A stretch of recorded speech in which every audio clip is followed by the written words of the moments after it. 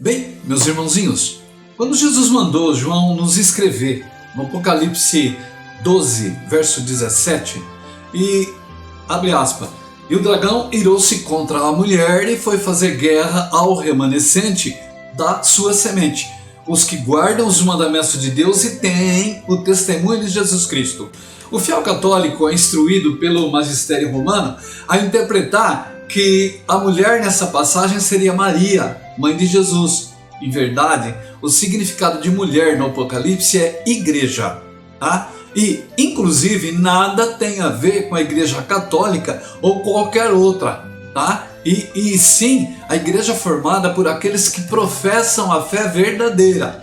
A verdadeira mulher, tá? A verdadeira mulher que está no Apocalipse, é formada por aqueles que fazem parte da verdadeira igreja de Cristo. Isso é, aqueles que guardam os mandamentos e que são testemunhas de Jesus Cristo. Aqueles que vivenciam o espírito de profecia. Conforme está no Apocalipse 14, 12. Está lá, olha, capítulo 14, versículo 12 do Apocalipse. Abre aspas.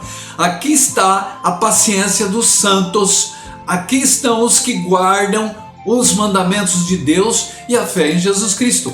A passagem está se referindo àqueles que se converteram e mantiveram a perseverança na verdadeira fé, que guardam e praticam os 10 mandamentos, tá bom? A igreja católica sequer guarda os mandamentos de Deus, criou a sua própria lei, contrariando as determinações de Deus e de Jesus Cristo, contrapondo e pisando nos preceitos do Pai Santíssimo, que me desmintam. Bom, o importante é sabermos que Cristo é o cabeça da sua igreja, da igreja dele, tá? E jamais citou qualquer religião como sua única igreja. Quando se refere aos apriscos que se reúnem em seu nome, e é a esses que ele chama de sua igreja, tá? A minha igreja. Deixa claro que a igreja em verdade é conforme em Mateus 18, 20. Ele diz, olha, abre aspas, portanto, onde estiverem 2 ou 3 reunidos em meu nome, aí estou no meio deles, tá? Então, olha, confira também o que Paulo escreveu na segunda carta aos Coríntios, no capítulo 11, versículo 2, ele escreveu que, olha, tenho preparado para vós, ele está se referindo à igreja de Corinto, tá? Apresentar como uma virgem pura e um marido, a saber, o Cristo. Ele estava se referindo à igreja. Tá vendo que interessante? Então, olha, logo, o termo mulher trata-se de igreja e não Maria, pois Maria, mãe de Jesus, não iria se casar com o próprio filho. Tá vendo como é? Então, gente, deu para entender? Tá?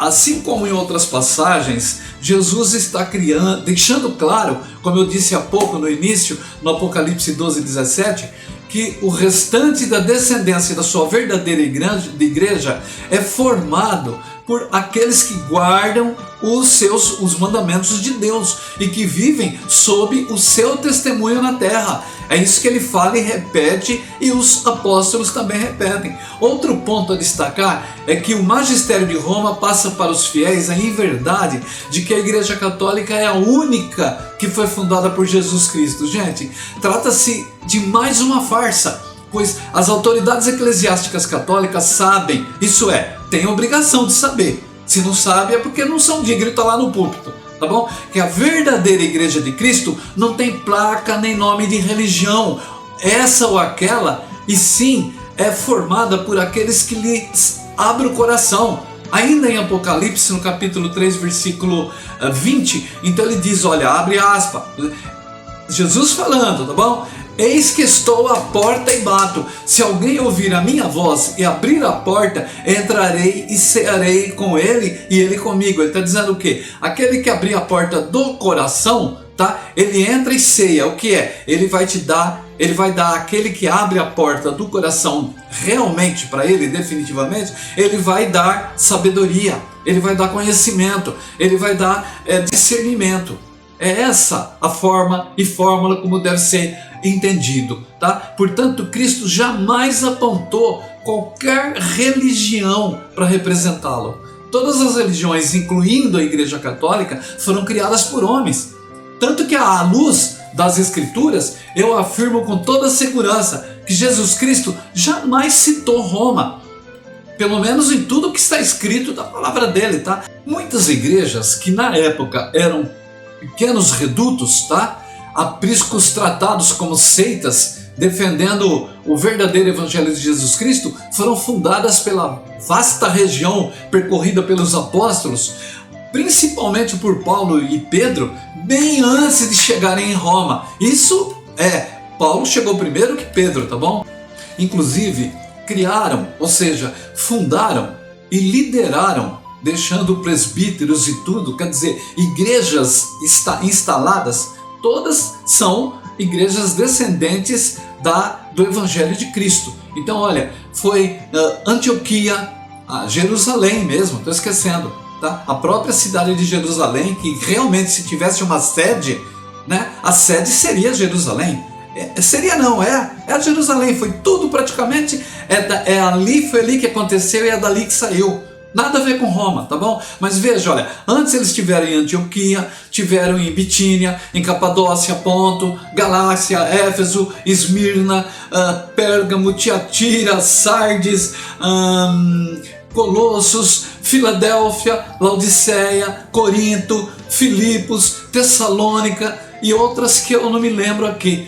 Só depois é que Paulo chegou em Roma e depois chegou Pedro, tá? Paulo, inclusive, quando escreveu até a carta dele aos Romanos e quem realmente fundou o primeiro aprisco de cristãos em Roma foi Paulo.